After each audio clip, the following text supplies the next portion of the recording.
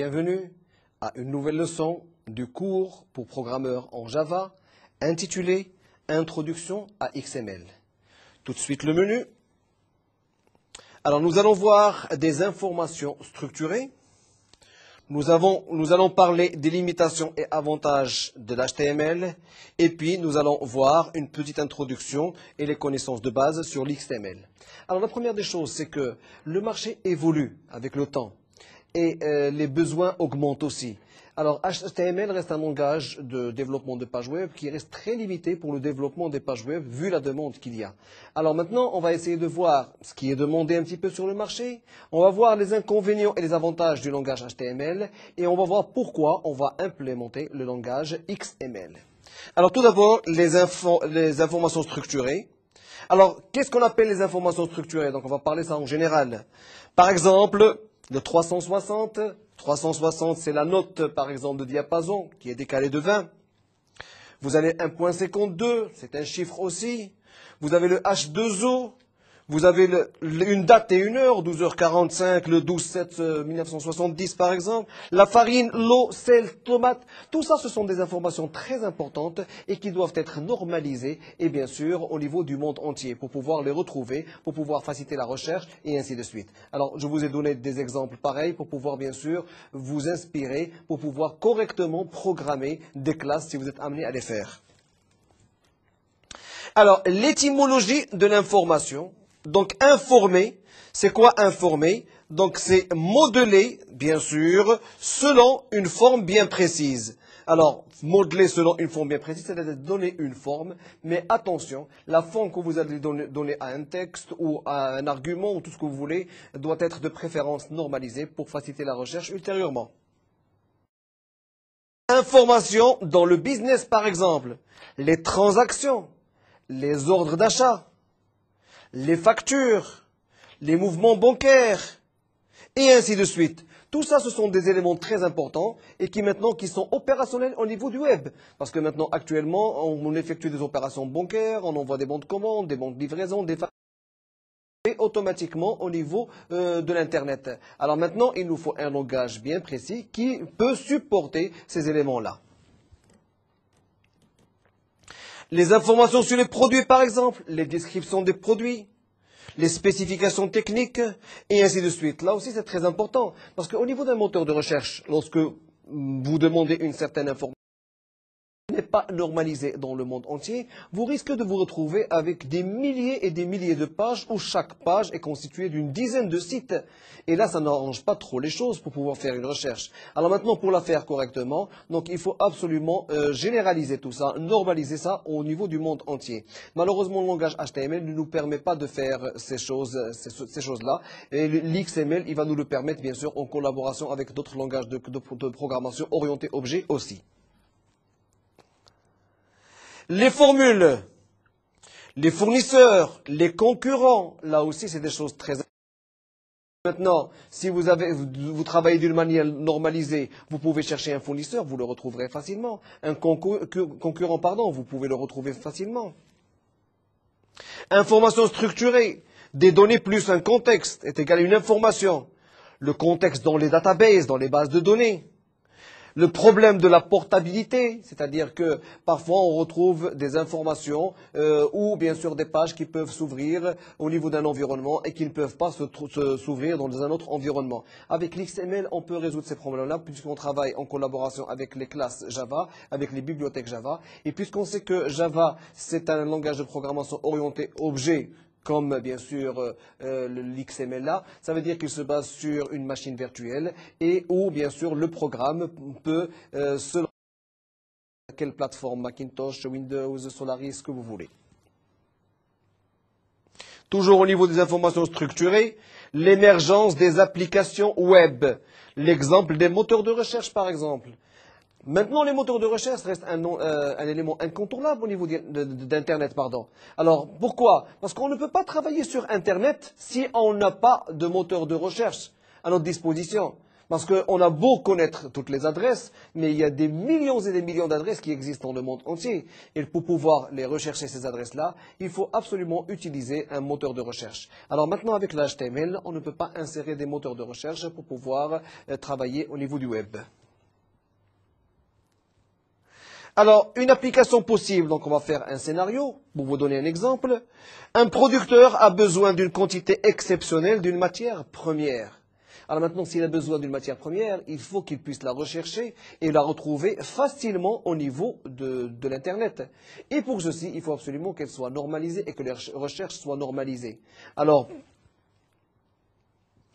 les hypothèses, format standard adopté par tous les fournisseurs. Donc on espère par exemple au niveau des hypothèses que la première reste un format standard et qui est normalisé au niveau de tous les fournisseurs. Alors là, ça va être extraordinaire parce que ça va faciliter la recherche. On retrouvera rapidement la matière première dont on a besoin. Alors là, on va le voir. Si par exemple, monsieur cherche bien une quantité importante d'une matière première, il peut la chercher au niveau d'un serveur, au niveau d'un autre serveur, au niveau d'un autre serveur aussi, qui lui-même pourrait éventuellement chercher au niveau d'un autre, ainsi de suite. Mais toujours est-il, si par exemple la nomenclature est normalisée, vous n'allez pas trouver de problème au niveau de la recherche de ces informations-là. Et tout ça, c'est très difficile de le gérer avec l'HTML. Autre application, le moteur de recherche intelligent par exemple. Les applications de e-commerce qui deviennent maintenant régulières au niveau de tous les sites de vente. Le EDP, l'indépendant du média, etc. Alors vous avez vu que avec l'évolution de la technologie, Internet reste toujours un élément incontournable et maintenant on commence à l'utiliser dans des transactions très importantes comme la vente, l'achat, le paiement par carte et ainsi de suite. Donc ceci demande bien sûr un langage de programmation très puissant qui se base et qui est orienté objet, qui peut se baser sur des programmes déjà existants pour pouvoir les implémenter au niveau bien sûr de son code. Alors on va voir maintenant les limitations et avantages du langage HTML par rapport à tout ce qu'on vient de voir. Alors, limitation de HTML, les divergences d'un standard commun. Donc, effectivement, on n'a pas un standard commun, c'est-à-dire qu'on ne peut pas utiliser tous les langages de programmation. Donc, on reste limité au niveau de l'utilisation des langages de programmation. Dépendance des versions. Effectivement, chaque version d'HTML a bien sûr des balises et des tags bien précis. Alors si vous voulez utiliser une balise bien précise, il faut absolument utiliser la version avec laquelle vous avez travaillé ou la version avec laquelle a été développé ce langage-là. Non extensible, effectivement, il n'y a pas d'extension pour le langage HTML, il reste limité. Mix entre données et présentation. Donc, là, il y a un problème entre mixage entre données et bien sûr les présentations, quoique à un certain niveau acceptable, mais à un niveau très élevé, il y a vraiment un problème. Incomplet, certes, parce qu'on a toujours besoin maintenant, actuellement, les gens qui utilisent HTML se basent sur les JavaScript, c'est les scripts de Java qu'on vient, ou bien des applets Java à insérer au niveau du programme HTML pour pouvoir compléter la page ou le site web. Le style sale aussi. Dépendance soit du client, soit du serveur. Il ne peut pas dépendre du client et du serveur en même temps. Il dépend soit du client, soit du serveur. Tout dépend de la programmation. Alors maintenant, bien sûr, lorsque vous travaillez avec le langage HTML, vous ne dépendez, si vous êtes sur un poste client, donc vous ne dépendez que du client. Hein. Vous ne pouvez pas dépendre du serveur.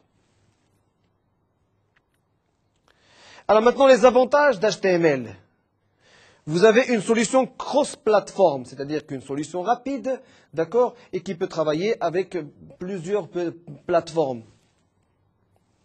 Facile à apprendre, effectivement, donc nous avons déjà vu le cours d'HTML, les cours précédents, il est très facile à apprendre, c'est un ensemble de balises ou un ensemble de tags qui n'est nul nécessaire d'apprendre, vous pouvez le retrouver sur toutes les documentations, sur Internet aussi, mais il est très simple, c'est avec une petite présentation tout à fait au début, donc du titre, du head, et puis le corps du programme à l'intérieur du body, vous écrivez votre programme avec des balises, soit simples, soit doubles, mais toujours est-il, ça reste un langage très facile au niveau de son développement.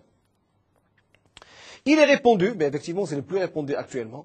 Bon, peut-être dans 10 ans, il sera en voie de disparition, il sera remplacé par l'XML, mais actuellement, il reste le plus répandu. Pourquoi? Parce que maintenant, toutes les sociétés qui n'ont pas une certaine culture au niveau d'Internet peuvent quand même utiliser le langage HTML. Pas le langage HTML proprement dit, bon, ils vont utiliser peut-être des éditeurs de pages web qui eux-mêmes vont traduire tout ce que vous faites en langage HTML. Alors, workaround pour les limitations les plus communes, effectivement. Donc, il y a l'avantage qu'il a, c'est que les limitations les plus communes qu'il y a, donc lui, il essaie un petit peu de les dépasser. Alors, HTML à l'avenir, il est conçu pour le web publishing. Il n'est pas adapté à l'échange d'informations structurées. Tout à fait normal. Alors, le 3W. Consortium a déclaré conclu le travail sur HTML, c'est-à-dire qu'il va arrêter le travail avec l'HTML puisqu'il reste limité. Nous avons vu tout à fait au début de la leçon toutes les choses nouvelles maintenant qui existent et qui nécessitent bien sûr le travail avec Internet. Alors HTML reste limité dans ce sens. Alors bien sûr, le Consortium a décidé de travailler exclusivement sur le XML. Alors, XML, on va connaître un petit peu les bases de ce langage de programmation. Alors, XML est une phrase. XML donne la possibilité de décrire et structurer les données en promettant de simplifier l'échange de données et leur publication dans le cadre du web. Alors, XML constitue effectivement une technologie fort utile pour décrire des informations structurées, contrairement à l'HTML.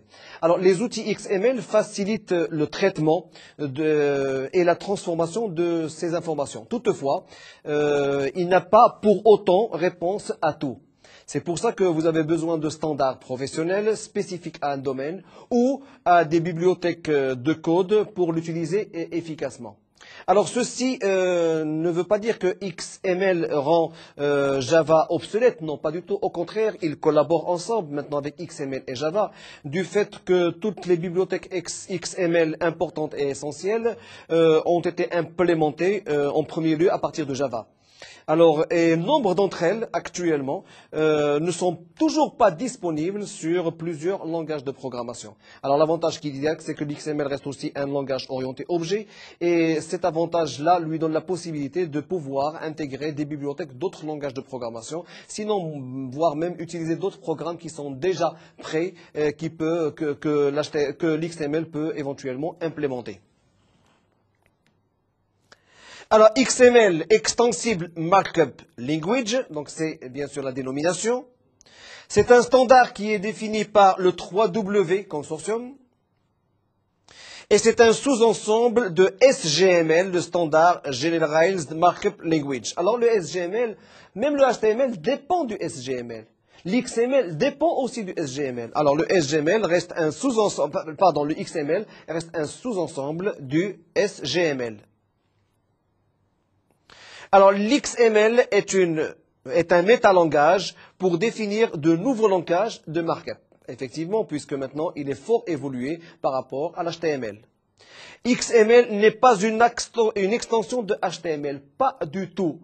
Donc, il ne faut pas croire que le fait d'utiliser XML, ça veut dire que c'est une extension ou une nouvelle version de l'HTML. Pas du tout. Donc, c'est une autre orientation, c'est une autre utilisation.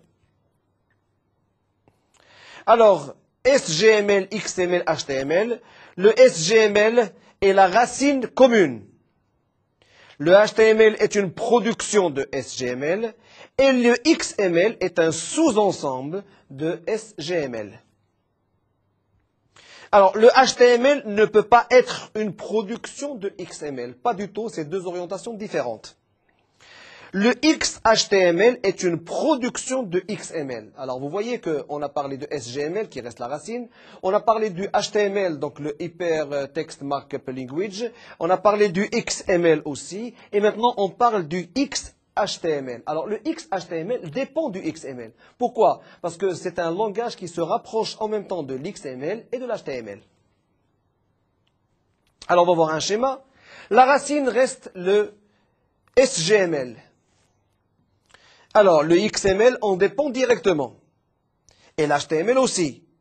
Sauf que maintenant, vous avez le XHTML qui dépend du XML et qui peut éventuellement dialoguer avec l'HTML. Donc, le HTML ne dépend pas du XML. Ce n'est pas une nouvelle version, ce n'est pas une suite, pas du tout, parce que le XML, c'est une autre orientation. Mais par contre, pour faciliter maintenant le passage entre l'HTML et l'XML, on peut utiliser le XHTML. Alors, XML est un métalangage. Premièrement, il est extensible et un métalangage. Pourquoi il est extensible? Du fait qu'il est orienté aussi objet et qu'il peut implémenter d'autres objets ou d'autres ressources qui ont été préparées par d'autres langages de programmation. Donc, il ne sera jamais obsolète. Au contraire, il sera toujours extensible. C'est un métalangage, alors on va expliquer le mot métalangage, c'est un langage employé pour décrire d'autres langages. Vous voyez maintenant la différence qu'il y a entre les langages de programmation. Maintenant, le langage XML, c'est un langage, c'est un métalangage qui va expliquer d'autres langages de programmation. Alors que tous les autres langages de programmation sont des langages avec des commandes bien précises, mais propres à ce langage-là. Alors que le XML, il reste un métalangage et il est employé pour décrire aussi d'autres langages. XML peut définir de nouveaux éléments. Effectivement, donc, il a la possibilité de pouvoir implémenter des programmes déjà prêts d'autres langages de programmation, Java par exemple, mais il a la possibilité de créer lui-même, de définir, bien sûr, de nouveaux éléments. XML est hiérarchique, contrairement à d'autres langages de programmation. Alors maintenant, on va voir un document d'exemple pour pouvoir faire la comparaison entre les deux langages de programmation. Alors, vous avez ici, par exemple, un point d'interrogation XML, la version. Donc, c'est la première des choses. Tout à fait au début, il faut définir la version d'XML que vous allez utiliser. Alors, doctype, vacances, système, vacances.ddt. Il faut choisir le document avec lequel vous allez travailler. Ouvrir, par exemple, la balise vacances et la refermer. Ne pas oublier de la refermer. Et à l'intérieur, vous allez écrire le code que vous avez. Alors maintenant, vous pouvez le faire de cette manière-là, comme vous avez la possibilité de pouvoir implémenter une classe propriété, la classe de Java, qui va vous donner la possibilité de régler tous ces éléments que vous voyez devoir. Et alors là, c'est une configuration, c'est une, si vous voulez, configuration de base, c'est-à-dire c'est une introduction. Alors maintenant, si vous avez besoin d'informations complémentaires, vous pouvez toujours vous connecter au site de Netuno en cliquant sur le lien Mednetu.